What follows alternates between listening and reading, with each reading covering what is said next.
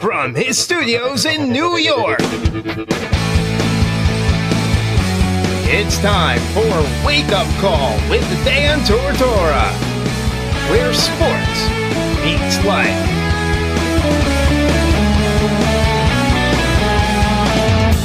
Here's your host, Dan Tortora.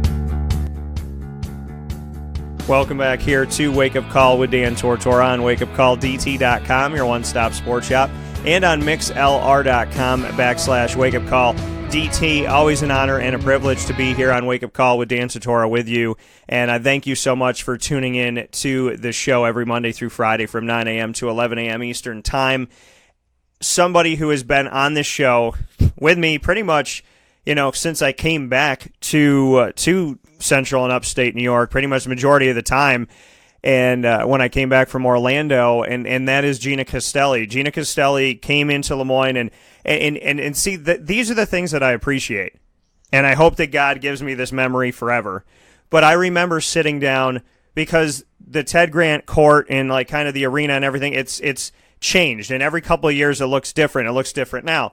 And there were tables out front where concession is now. They were like round tables. And I remember going out there and sitting down with Gina and talking with her about this team and about her thoughts and her belief and that she came here to win a championship. And having those moments where, we're kind of deciphering what Gina wants out of the team, what her plan is. And we're talking years ago where we sat down and we had this conversation. And then now, fast forward it, and I'm looking at this LeMoyne women's basketball team and all of their success and all of the positive things that they're doing and everything that they're putting forward. And you can't help but root for somebody like Gina Castelli. The team is 22-5, 15-5 in the conference of the NE10, 13-1 at Ted Grant Court, 8-4 on the road, 1-0 on neutral court. And they're back at home right now in the Northeast 10 semis. They defeated Merrimack 74-63. They have the University of New Haven tonight at 7 o'clock, and I'll be there, just as I was there for the game yesterday for the men's team.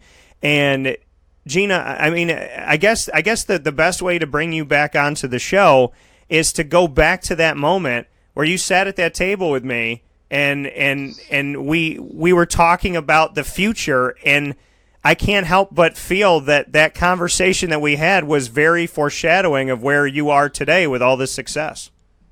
Yeah, that's so cool. Thank you, and thank you for having me on. I definitely think that there was definitely a plan and a vision, and it's not something that we've totally accomplished yet, but there was a thought and there was a vision, and we just kept going with that. And in terms of recruiting, it was the same message. It's been the same message for all of our players coming in. They know what we're trying to strive for and what we're building and what we've built so far. So every kid that comes in here isn't surprised at the level of preparedness and intensity that we go about our business to accomplish our goals. So it's been wonderful, and it's been great just to be a part of it too. And when you look at this and you go back to, do you remember sitting at that table? You remember when we had that conversation? Yeah. Oh yeah. Yeah, definitely. I do. I was wondering who you were. So back then you were wondering who I was. Hopefully you know now. Hopefully it makes sense. Hopefully we know what I do for a living now. But But when we sat down, because it was the first time that we had met, and I remember I called over to LeMoyne and asked if I could speak to you, and they set it up and whatever. And when we sat down, because it was the first time that we had spoken, and we were talking about kind of who I am, what I'm about, what you're about. Bring me back to those pillars and that foundation and just that conversation that we had, because you were talking about the pieces that you needed, the things that you had to have, and so for the people to kind of relive that moment, just what you could say about the foundation and what you needed to build what you're building at LeMoyne. Well, first of all, I was very, very lucky because I inherited a good group of girls that really wanted to change the course of their winning.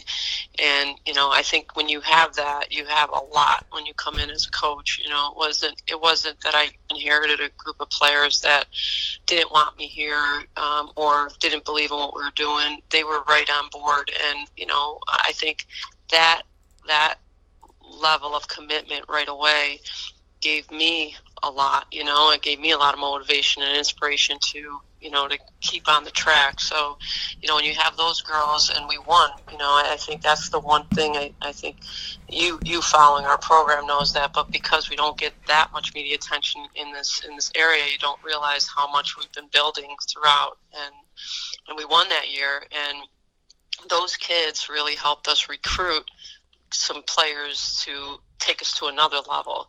So, as much as we're successful this year, I always say it starts from the beginning, because if I didn't have those kids that believed right in the beginning of what we were doing and wanted to, work hard and do those things and buy in a sense, then we wouldn't be here today, and I think that I owe so much to that group, and even to the previous coach that was here that recruited those kids. They were valuable beyond measure. What we didn't have on that team mostly was size, and to compete in this league, especially against going to a team against Bentley, who's the number one team sometimes in the country, they have so much size that hurt us. And so when we were playing against some of the teams on the other side of the division, we would not win a lot of those games because we couldn't compete with them, and we couldn't measure up in a sense. No pun intended, but that's pretty much what it was. And then slowly we just started bringing some of those kids in, but even those kids, when we brought them in, they were fairly raw.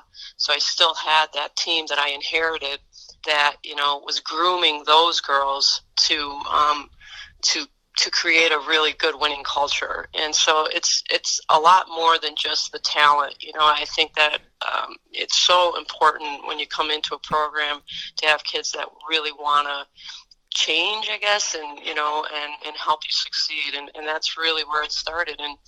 And then honestly, once we started winning a little bit more, we could recruit some kids that could compete at a higher level than where we were at. And, and bringing a kid like Michaela Roberts, I think, was one of the best things that we could have done, because she was a very good player in the area. And I think for her to say that she was coming to LeMoyne, said a lot to all the kids in this area and beyond that saw her play. So, and obviously she's really helped us win so many games in the last few years. So it's kind of, it's really about everybody. It's not just about the dream. It's about everybody has to kind of buy in the beginning to make a commitment to winning and to building what you have as a vision. And I really owe a lot to those kids, and I can't thank them enough for what they did for us. And we're here tonight, with 20 plus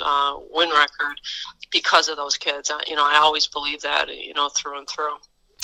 And when you look at, speaking here with Gina Castelli, LeMoyne College Dolphins women's basketball head coach, live here this morning on Wake Up Call. The game is tonight at 7 o'clock at Ted Grant Court at LeMoyne College, and definitely I implore you to go out there and spend some time. And if you're going to get out of your house for any reason when it comes to the snow, be it for LeMoyne College tonight, because I was going to ask Gina after, but Gina, I might as well ask you live on the air. Do you have hammocks or cots or anything behind around, is there anywhere where I could sleep at the Ted Grant Court is what I need to know. Because I considered it last night, so I need to know tonight if I could sleep somewhere on Ted Grant Court. That's funny. Well, you got the whole court there. You just bring an air mattress or a sleeping bag or whatever, but definitely more than welcome to stay anywhere here. Not very comfortably, but you could stay.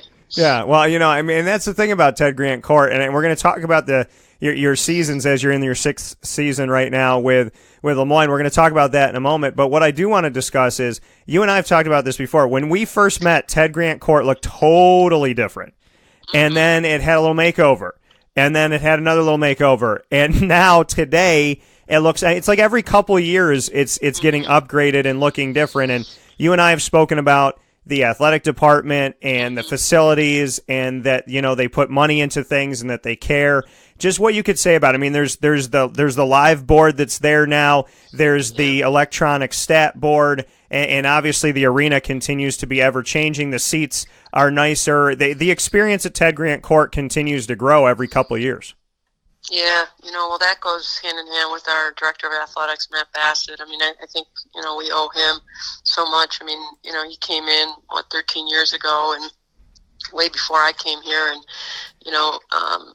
the things that he told me that he had to reconfigure in a sense, whether it's even like Title IX issues here, there just was a lot of things that he had to do to make things right. And he's a basketball coach, he's a basketball guy. And one of the last things, on his list was, basketball. And so one of the biggest reasons I came to LeMoyne was because of Matt Bassett, just having some great conversations and honest conversations of what we didn't have at the time, whether it was, we had a decent facility. I wouldn't say that Ted Grattan Court was not a good facility, but, in comparison to some of the other teams in the league, what we needed, support-wise, and our budget and things like that, but to me, he made me a believer. Again, he was a guy that had this vision of saying, this is going to improve basketball, men's, women's basketball support's going to improve.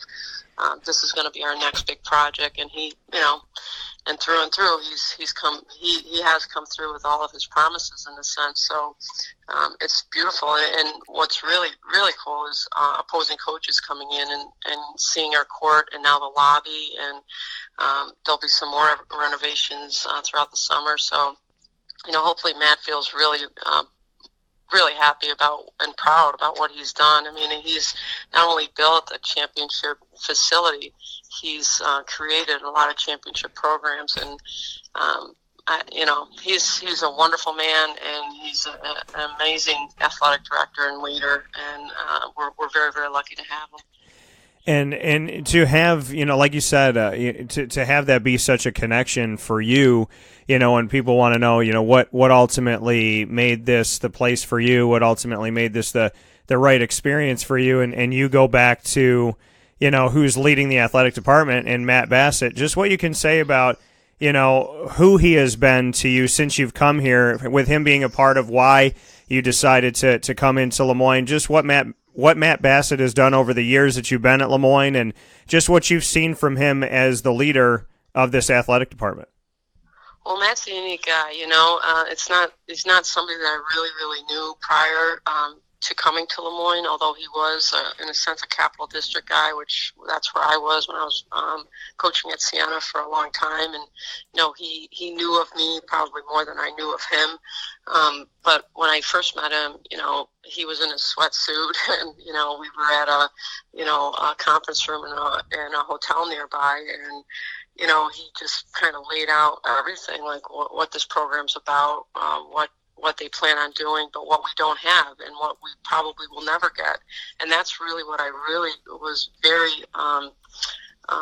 surprised at, because a lot of leaders and a lot of ADs will tell you, what they may not have, but not to the honesty that he gave, and it's like, look, this is what we have, and this is what it is. It's not going to be any better, in the next 2 or 3 years, but this is what I can promise you in a sense. So, he talked about facilities, and then, even there, I didn't know anything about the program and the culture he was building here in terms of the Inside the L program that we have, and that was something that just was, in a sense, random. When I got hired, this was already starting to be implemented in the athletic department, and it's a culture that all of the sports here and student athletes, alumni, coaches support. And he's very, very intelligent man, and we're just really, really lucky. And as an older coach with a lot of experience and coming from somewhat of a difficult departure at Siena, to be able to, work in a place where, totally is talking about, not so much the winning, but what creates winning. I think that really said a lot to me. It wasn't about you got to win games. It was how can you win games better in the culture that we can provide for you here at LeMoyne. And it's beautiful. It's just I just feel really blessed to have been a part of this, and hopefully he sticks around. I hope he doesn't retire or anything like that. But it's just been a really, I've been a better coach, better person, and I've been coaching a long time. I mean, this is 6 years that I've been here, but prior to that, I've been coaching over 20-something years. So to be able to say that now in my career is just awesome. Speaking here with Gina Castelli, the head coach of the LeMoyne College Dolphins women's basketball team, and I want to do a little blast from the past here when you talk about your career coaching. So I do a lot of work with Coach Q at Syracuse, and Mr. Quentin Hillsman, who has a pair of reading glasses, whatever that he wants to call. I don't think he needs any reading glasses. I just think he likes to wear glasses. But he has about 13 pairs, and I think 12 because one of his kids sat on one of them. But Coach Q and I were doing a live show at the PressRoom Pub in downtown Syracuse on 220 Harold Place, and we started talking about, because Clay Sherman has taken over the new women's basketball program at Bryan and Stratton, and so we were talking about women's basketball in the area, and Coach Q brings up Gina Castelli, and he says, she gave me my first job. We were out in Siena and whatnot, and he said that you should have fired him multiple times, is what he said. So what are your thoughts on what made you hire Coach Q, the best-dressed person in women's basketball for the men's side? I don't know. Maybe hire him, really, but he's, as you know, he's a unique guy. But I remember his interview. He was recommended to me by an assistant coach that was on the men's side. It was it was his friend. And so I said, hey, let me give it a shot. And I remember having him up, and then, he stayed overnight in a hotel, and then we met him for breakfast, myself and my associate head coach. And we both kind of afterwards were talking like, wow, this guy's very different, but you could tell he's a go-getter, supremely unique. But some things that you'd find out a little bit about him is he's a real Christian man and a family guy. Takes care of his mom, and at the time his dad was still alive, was only child, and how much his family really meant to him, and those things really meant a lot to me. And he talked openly about that, and I didn't ask him questions, and I thought, this is a good guy underneath it all, so he stayed on for like 2 years. The first year we didn't have such a great year, but he was the guy that had to run all of our camps. He did all the dirty work stuff, which is really kind of cool to see him now, so I think he learned a lot about, the type of work that you need to put in to be successful. And then his second year, we won the championship and went to the NCAA. The only time that Siena women has been to the NCAA program. So, he brought a level of just kind of what you see right now is just, he's just a high achiever, and he has a real positiveness about him. He's just really unique in how he dresses. I had so many people either email me or call me about how he dressed, and I thought it was kind of cool. I thought that this guy's really secure in himself. He's fun. The girls love him, respect him for his knowledge, but also for his uniqueness about himself. And I love him. I absolutely love him, and it cracks me up when I see him on TV because it's so cute, but deep down he's just a really special guy and knows basketball really well. Has worked really hard. Is a really hard worker. Is a business guy. He knows how to get things done. He knows what he has his priorities straight. I mean, he kind of comes across like he doesn't know what he's doing, but he knows what he's doing. So that's what I love about him. And it's very difficult to find a picture of both of you on the sidelines together, so you're going to have to find me one, because I have to...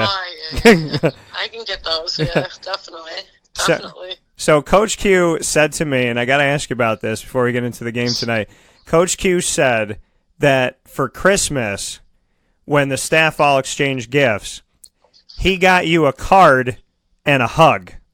And you bought him like an entertainment system, like so he said to me, I was like, first and foremost, Q, I've known Gina for a while, so what do I have to do to get an entertainment system? And B, I was like, the other side of this is, what are you talking about? Like, you got her. He's like, yeah, man. He's like, it's from the heart. He goes, I go pick out the card and I put nice stuff in it. But he's like, I didn't know what to get and this and that. And he's like, I got her a card and I gave her a hug and she bought me an entertainment system. And I was like, well, why didn't she fire you then too? So bring me into that.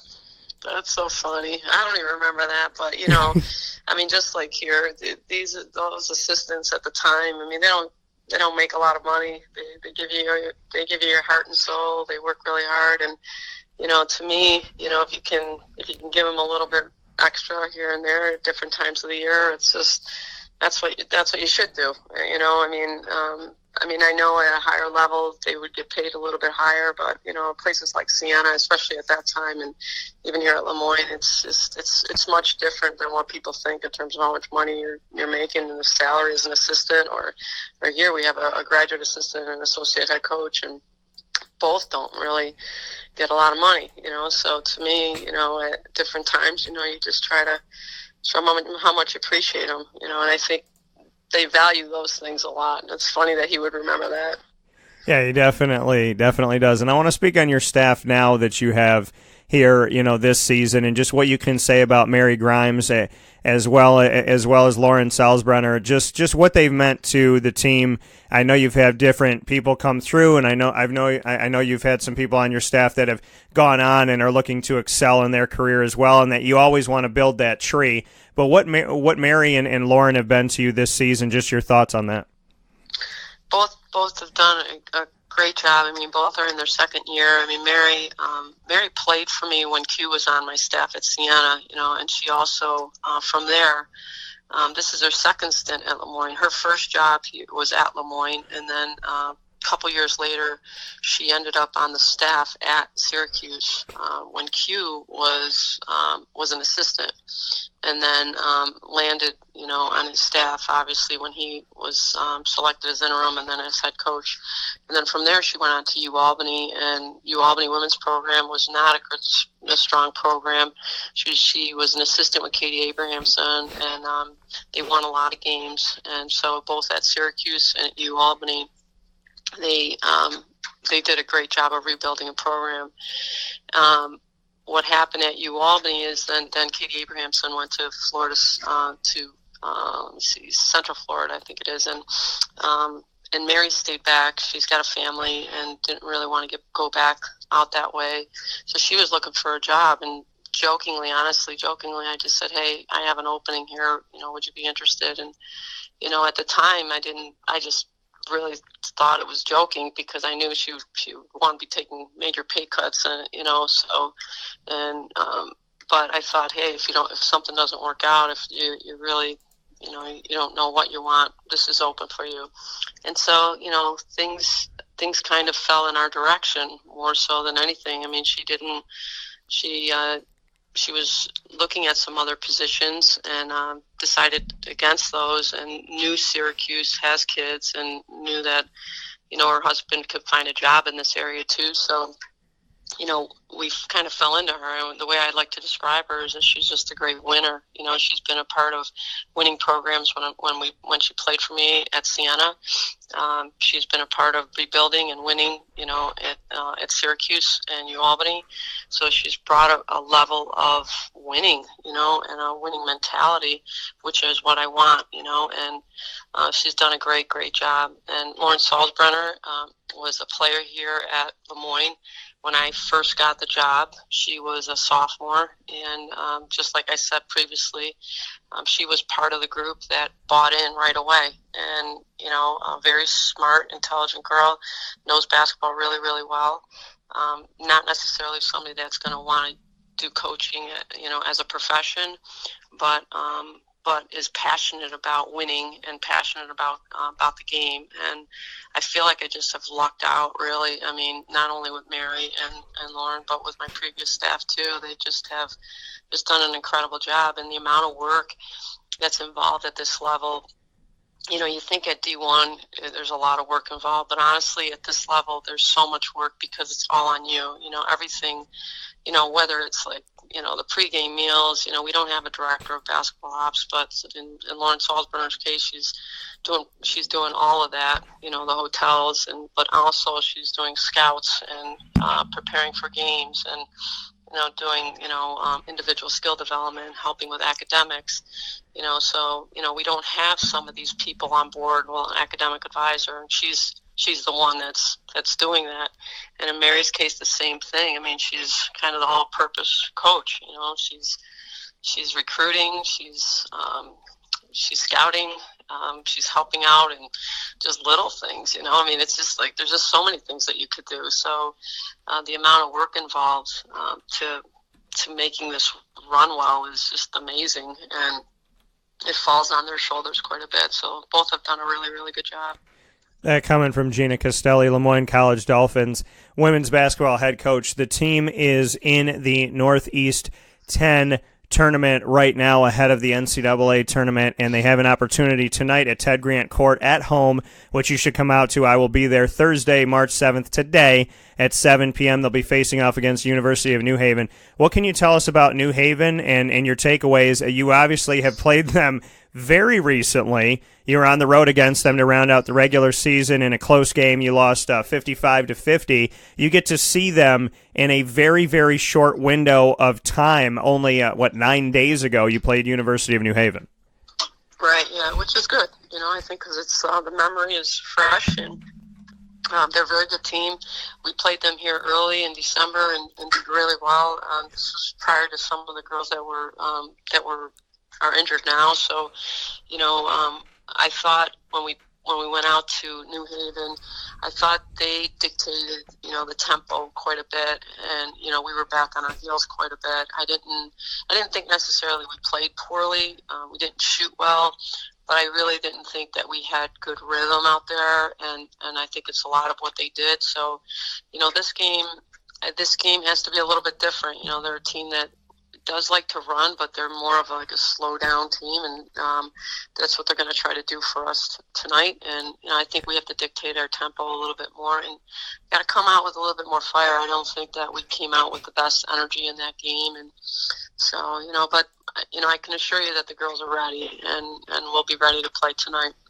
And it's the right to play in the NE10 championship, where Bentley and St. Anselm are on the other side of things. And just what you could say about this Final Four, Bentley, St.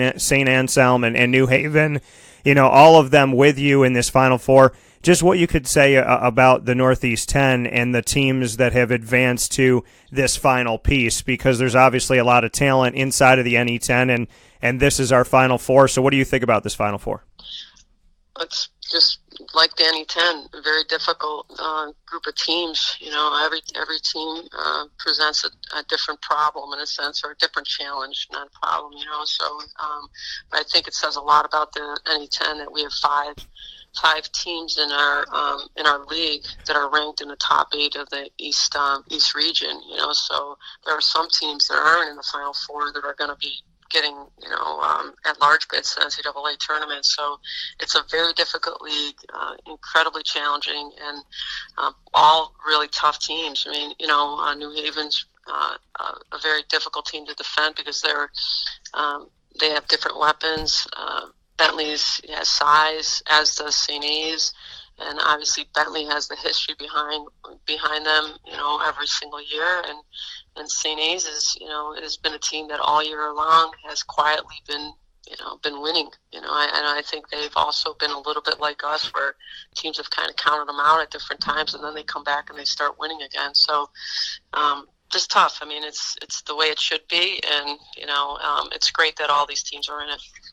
And when you look at this, to get to this really quick, when we look at the at-large bids for NCAA Division II for men's and women's basketball, for those that don't know, just to speak on the region and the rankings and how that all works, because as far as who goes to the tournament, who gets an at-large bid, it's a little bit different here because there's regional rankings and whatnot. So just to speak on that a little bit. we qualify. We're in the East region, and you're ranked 1 through 10, and usually the top 8 teams get a bid to the NCAA tournament.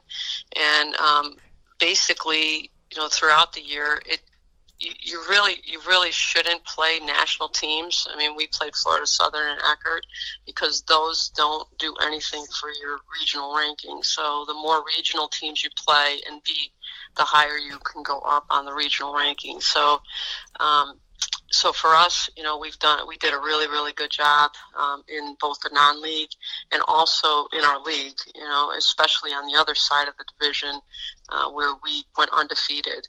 And, hopefully winning tonight will allow us to, play here on Sunday. It's because we beat Bentley that we can play here on Sunday, and knock on wood that happens. But so in any event, right now the last regional rankings we were ranked 4th, and the top seed usually gets the first 3 rounds. So, for instance, right now, U Sciences is the top seeded team in the region. So next week, when we play our first games, it'll be hosted by U Sciences. So the games are Friday, Saturday, and then the Sweet 16 game is on Monday. And whoever wins that game goes to the Elite Eight, which is in Columbus, Ohio. And the Elite Eight and the Final 4 are all at the same place. So it's an interesting model. So what happens is in the first few rounds of the NCAA tournament, you could be playing a lot of any 10 schools, just like you have all year round. So, not so sure it's the best thing because, you got to play teams 2, 3, 4 times, in the year, but it's the model for D2, mostly for financial reasons. And, maybe at some point they'll go national, but whatever the case is, whatever the model is, we're happy that we could be a part of this. And, I'm excited for our team. That coming from Gina Castelli. Gina, my final piece here tonight, or before we get into the game tonight, is right after the men's game, Michaela Roberts came out onto the court. I think she missed 1 of 33s that she took, and it's because it rolled in and rolled out. So does she ever miss is, I guess, a question. I mean, I got to watch her when she was at CNS, and I got to see everything that she did there, and obviously have a lot of support for her and the whole Roberts family because they're tremendous. But I mean, she doesn't really miss. It's amazing that there's skill shooters all over, but Michaela Roberts is just somebody that you kind of stand in awe. And after the game, I was sitting there and getting the stats and from the men's game, and I was just sitting in my seat at 10 Grant Court just watching her shoot, going, this is somebody special. And she just makes you stop and just – when you fall in love with the sport of basketball, there's certain moments that just kind of make you stop and go, you don't ever want to forget this. And I could probably watch her shoot for 3 hours because she'd probably go 99 for 100 or something like that. So, I mean, what can you say about Michaela Roberts? We've talked about her before, but she is a tremendous player. She's got a big heart, and she can shoot the lights out of any building. Well, the fact that she was in at the end of the game at 9 o'clock at night shooting says it all. I'm not even the fact that you said that, that's funny you're saying that because I overheard her telling her brother, I'm going to go change into my clothes. And I'm thinking to myself, I wonder if she's going out on the court tonight. And the fact that she's out there, that says it all. I mean, whether she misses or not, that's that kid. And, she's out there at 9 o'clock at night, the night before game. And, we played Sunday, and she was phenomenal. And who's the first person in the gym on Monday, when we have a day off? It's Michaela. I had to go up to her. I'm like, what? You didn't? I jokingly said, what, you don't think you shoot well? You shot well in the last game? And she says, she goes, Coach, she goes, I did, but she goes, we have another game coming up on Thursday. She was that serious, and that's that kid, and that's why she doesn't miss. That kid's a worker, and,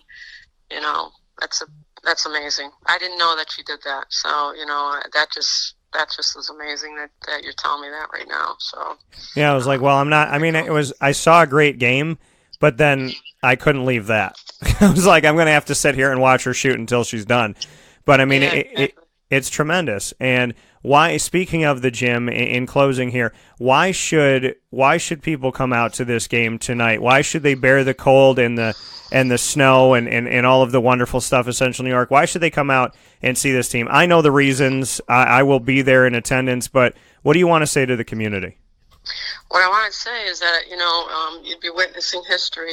This is a team that has made history all year round, and it's difficult to repeat these things. And, this is a team that's very, very special. To watch Michaela Roberts and just to watch our team play, I just think it's just great basketball, and this is a high-level D2. It's the highest level D2, so, you're not going to see bad basketball. You're going to see some great basketball and some incredible talent, good depth on our team, just high energy, and, I think you'd be really you'd be missing out if you didn't get a chance to see us play this year. It's just a very special group of young ladies that are out there representing LeMoyne. And I will be out there. Ted Grant Court tonight, March 7th. As always, you're welcome. And thank you for everything that you're doing. Thank you for sitting with me at the table when you didn't know who the hell I was, because now you do. But Thanks, but thank you for everything. And I know that you're going to go out there and do what you always do. And I can't wait to be at Ted Grant Court. And I appreciate your work. I appreciate your tenacity. I appreciate the fact that you put up with Coach Q for a little while. So, but really, in all seriousness, thank you for everything, Gina, because you're one of those people that I remember sitting down at a table with, looking me in the eye, saying, this is what I'm going to do, and then you went out there and did it, and those are the best people. So thank you for that. Thank you, Dan. Nice talking to you. I appreciate you having me on.